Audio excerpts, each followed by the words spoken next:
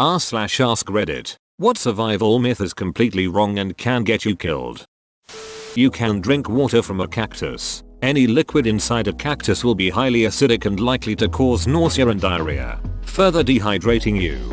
But it'll quench you. It's the quenchiest.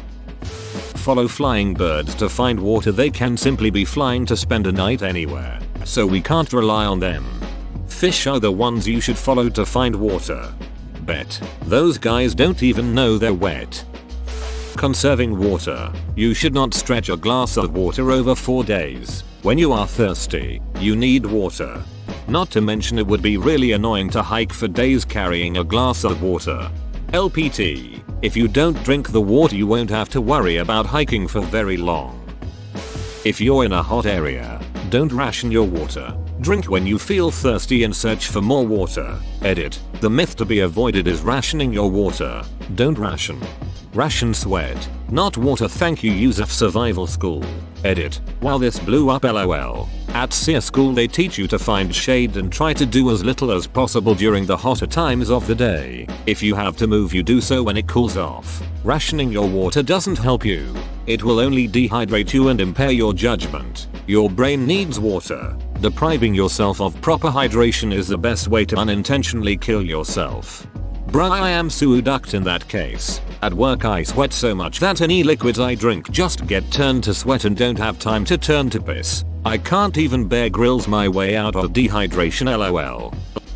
If you're in a tornado, open all your windows to equalize the pressure inside to match the outside. If you're in a tornado, opening any window or door will create a wind tunnel that rips your entire roof off. If I recall correctly, it doesn't matter anyway, you waste time doing that when you need to get to the lowest part of a building and or the innermost room. Cracks and small openings take care of air pressure as buildings aren't airtight. Overpasses are not safe places to shelter. In fact, they're more dangerous. They create wind tunnels. Average lead time for tornado warnings in the US is 9 minutes. But people still don't take them seriously. The most common refrain I've read from people who survived the Joplin tornado is that they didn't take the warnings seriously. Even with a tornado watch they didn't pay attention to the weather. I think a lot of people don't take them seriously because they've become complacent. Especially with how unpredictable the weather is. I mean, you can easily think of storms that are predicted to be absolutely brutal by your local weather person, only for it to end up passing you or dissipating or barely sprinkling. A lot of people don't realize this also happens on the inverse, where a storm can form in moments and absolutely wreck you. Plus, a lot of people didn't take it seriously because it happened during their high school graduation. I've been in 2 very damaging heat storms. One was warned about hours in advance, and I was home safely in the basement during it. Very scary. Extremely high winds and non-stop lightning to the point you could see what was happening easily outside at night without a flashlight. The other one formed so fast that there wasn't even a tornado watch or severe weather alert. But we still got hit by an EF1. The only warning I had was because I looked out a window and saw the clouds. This is what heat lightning looks like if you've never seen it before. Flashing lights. Epilepsy warning. Edit. Some people have been pointing out that heat lightning storm as a term doesn't exist. Which, woman shrugging. That's what I've heard them called. And I've only ever seen them during the hottest of summer. Anytime I've seen it, it's spelled bad duck in storm about to hit. Concerning frostbite. Do not rub someone's frostbitten skin or pour hot water on it to warm them up. Such measures will damage the skin even more severely.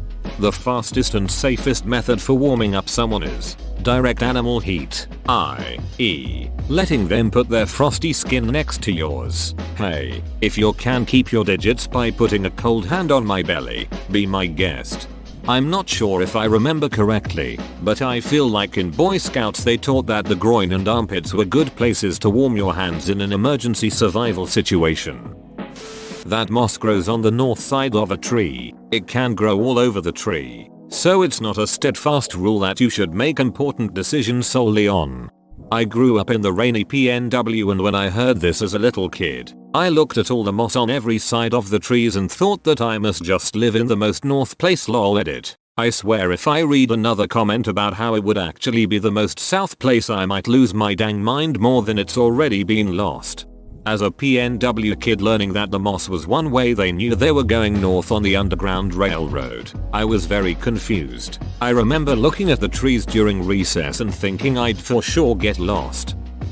That bullshit change your voicemail if you are lost saw that was making the rounds over the last year. You need a cell signal to change your voicemail. If you have a signal, then why wouldn't you just call for help? Moreover, it misses the most important thing about US cell phones and being lost. 911 will work on any cell tower regardless if it's a network or even if you have an active phone plan or not. So in an emergency, always try dialing 911 regardless of your phone appears to have signal or not. Edit. To the dozens of people who replied that you are supposed to change your voicemail before going out. This is still a bad idea. If you're lost or injured in the woods, your survival depends on being found quickly. Waiting for someone to get worried enough about you not coming back to try calling you is just going to waste precious time. It's much better to just tell your friends, family where you will be and set up a check-in time so they know you made it back safely.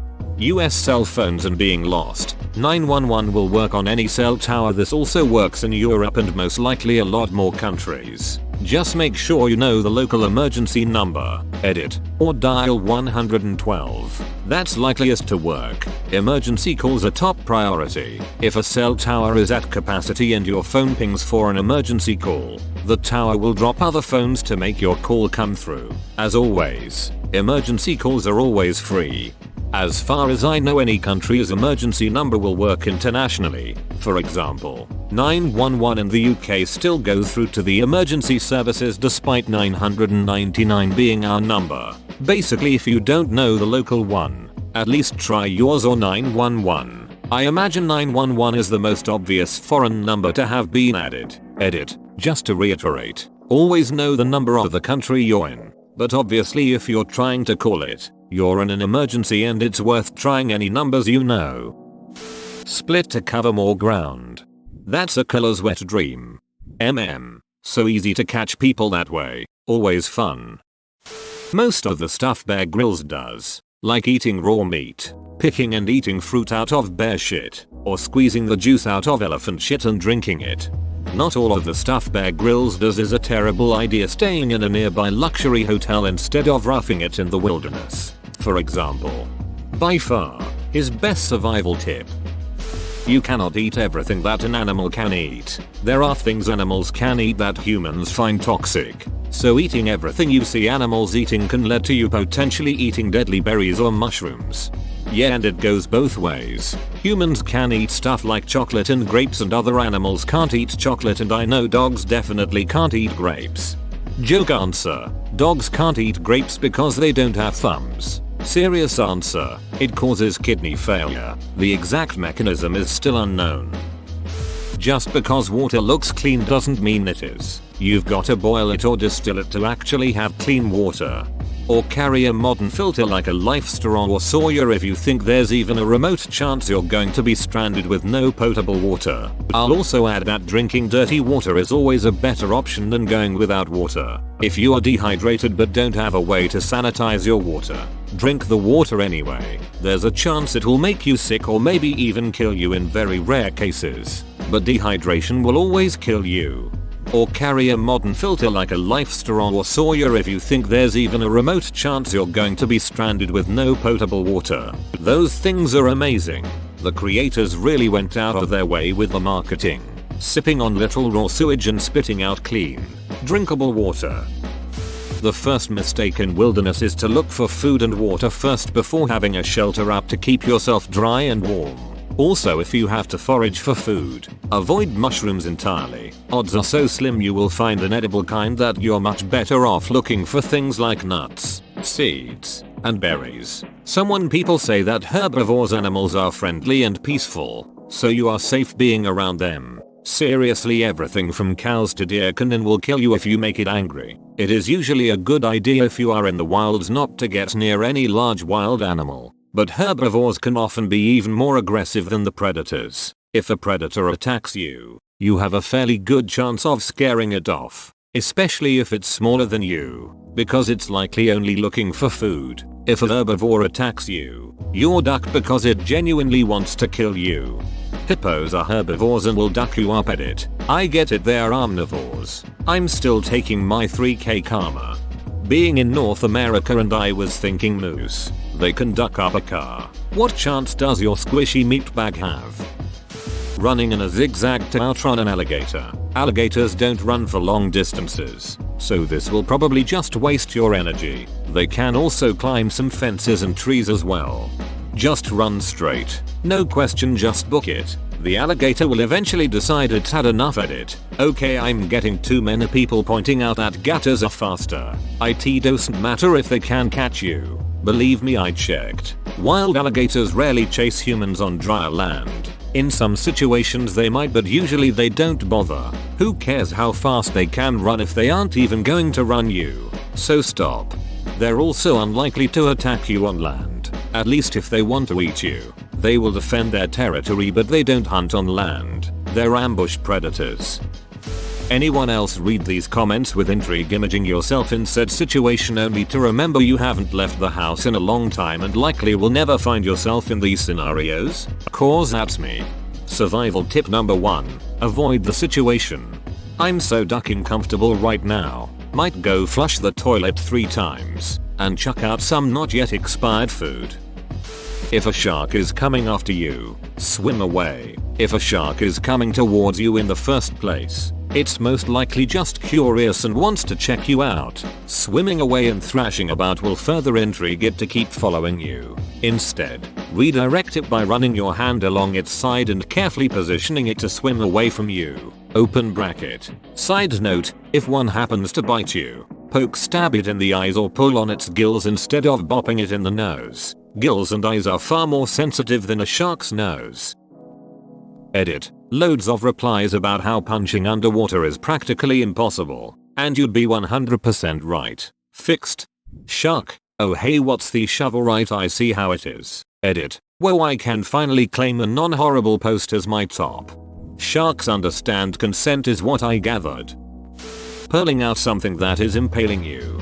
My cousin has horrible luck, and one time when we were playing in the front yard he went barefoot and he ended up stepping on a knife someone has lost during the 4th of July and went through the lawnmower, so the blade was sticking straight up. It was like 2 inches or so in his foot and he was hopping around and screaming, and he reached down to pull it out and like arteries and bleeding to death flashed through my mind, so I body slammed him to the ground, rolled him onto his back, then pinned him with his injured foot on my shoulder and both my legs wrapped around his to keep him from getting loose while he bled into my hair and down my back. My mom came running out about a minute later and she called 911. The knife was less than an inch from an artery in his foot. If he'd pulled on it like he wanted to, it'd have probably killed him before we could get him help. These days I'm paranoid about pulling out splinters. Edit. Why did this blow up so much? Edit 2. I talked to my sister about this because she'd witnessed it. According to her, right before I tackled him I yelled something along the lines of blood, no artery, Logan, blood, death, death, death, which freaked her out at the time, which why they didn't move. Edit 3. Since this is what people keep asking about, first I tackled him to the ground. He landed face first with his feet and Ari stood up and was about to get on top of him to pin him that way when I randomly remembered a wrestling position I saw on TV the other night and thought that would work better because he wouldn't be able to reach his foot, so before he could get his bearings I flipped him over and got in a sitting position as I grabbed his leg to hoist it over my shoulder as my legs wrapped around his and I held on for dear life as he started to try to get loose, which caused the blood dripping from his foot to get all over my hair and my back. We're the same age, but I'm a girl and he's about a head taller and at least 15 pounds heavier. So yeah, the fact I got him in that position and held him there is a bit of a brag. NGL. Man, I must be stupid F because I can't envision picture what you did in my brain. LOL.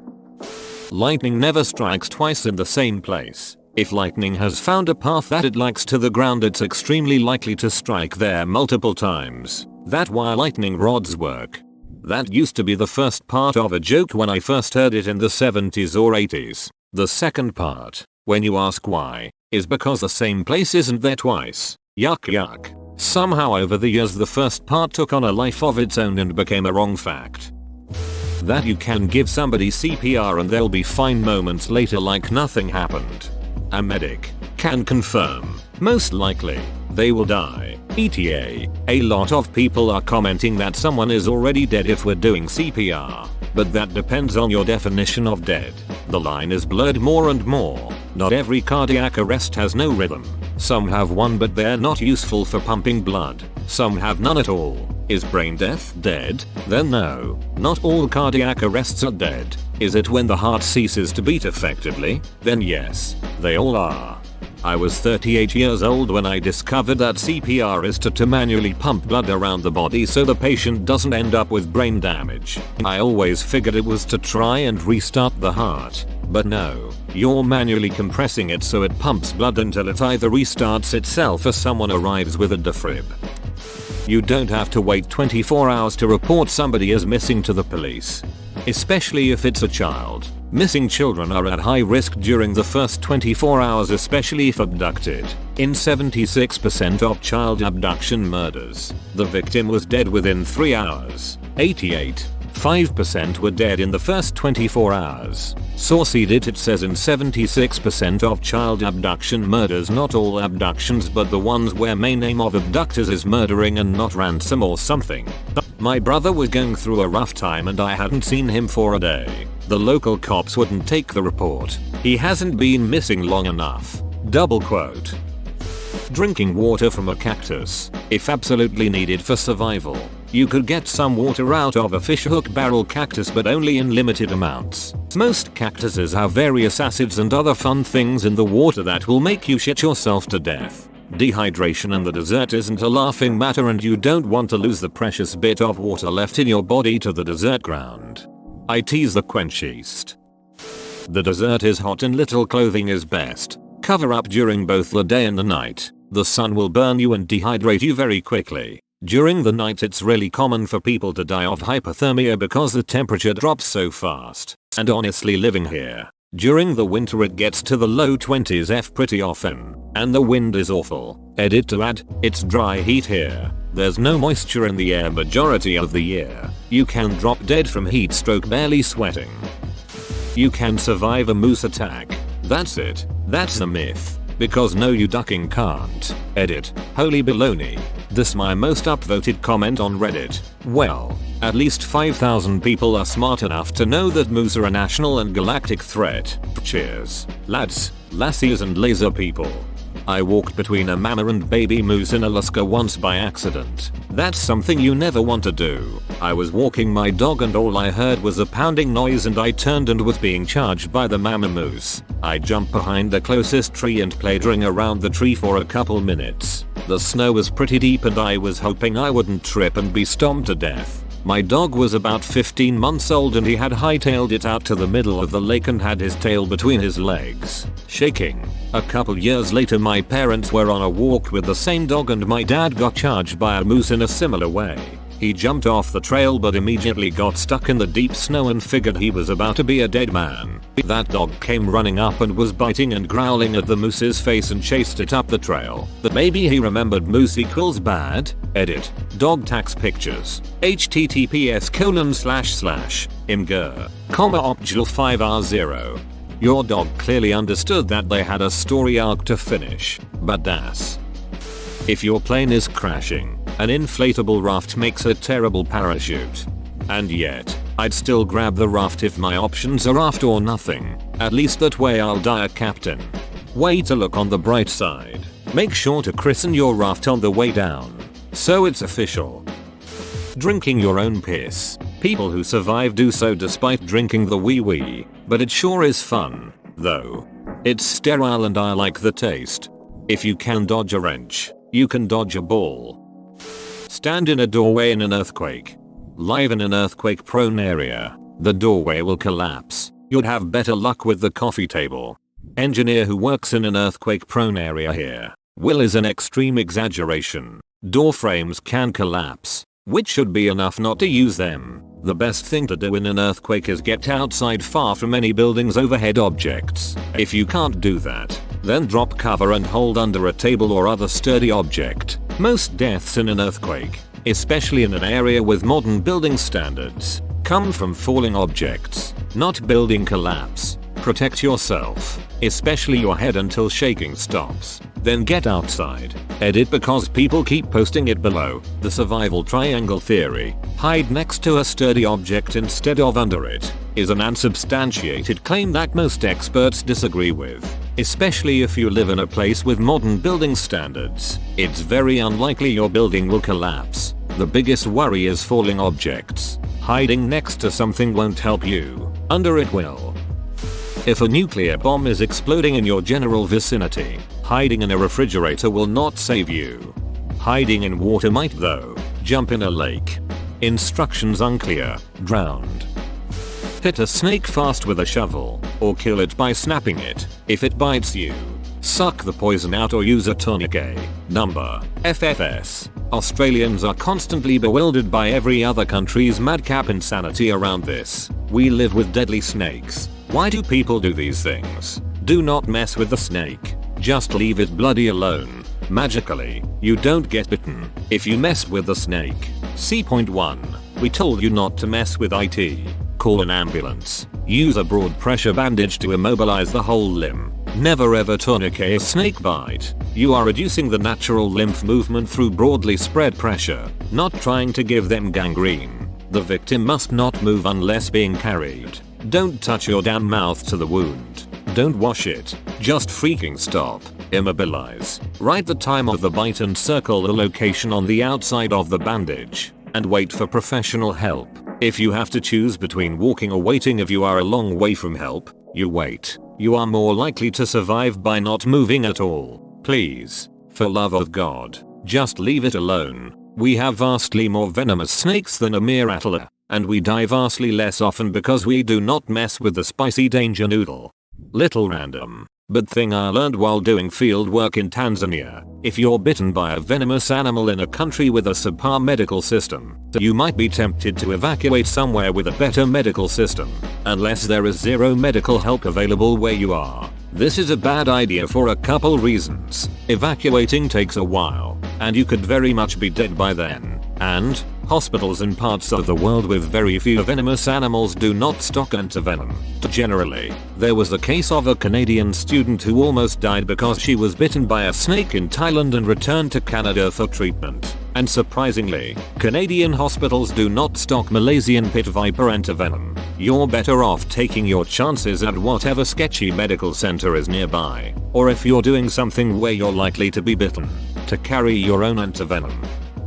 Myth. The rubber tires on a vehicle will insulate you from ground and protect you from lightning. Lightning doesn't stop for 2 inches of rubber, though the car will act like a Faraday cage and protect you from the electrical current unless you're in a convertible, a motorbike or any other vehicle that doesn't cover you in all directions. Also, don't lay down on the ground during a thunderstorm. You increase the risk of being shocked by a ground current, which can be pretty dangerous. Another thing, don't take shelter under a tree or a gazebo. They can explode or light on fire when struck. That you'll be totally safe if you only eat plants fungi you recognize. Hemlock looks a lot like wild parsnips. Basically all wild almonds will kill you if you eat more than one. And of course there's the Chris McCandless potato seed thing. Wait, what? Wild almonds will kill you? And what is this potato seed thing you speak of? Wild almonds have a whole bunch of cyanide in them, so having even a handful could kill you. Regular almonds also contain trace amounts cyanide, but not nearly enough to kill you. Fun fact, apple seeds also have cyanide in them. Edit. Based on all the comments I've gotten, it seems like just about every fruit seed has cyanide, lol. If you get lost in the desert, do not ration your water. You don't know how long you'll be there, and if you ration you'll dehydrate yourself faster. Use the water to keep you in shape for a little longer, which in turn can help you mentally. I read this somewhere which also mentioned that many people found dead in the desert still have a full canteen of water because they try to ration it. Apologies for no source. After hearing comments about it, I looked this up to see if it was actually true, given that it's just a random fact I remembered from somewhere. Off-Grid Web explains in more detail why rationing water isn't the best idea. https://www.offgridweb.com Preparation, the myth of water rationing while stranded in the desert. However, I have seen some people say that you could ration water, but to an extent, which does make sense. There is a balance to it, but I wrote this when I was tired and didn't really think it through. Hopefully this link can clear up some things. Edited for spelling and provided a source. Whoa, you made it to the end? You're a ducking beast. I'll cut you a deal. Smash like and subscribe for more curated content, bruh. It's free and that's a great price.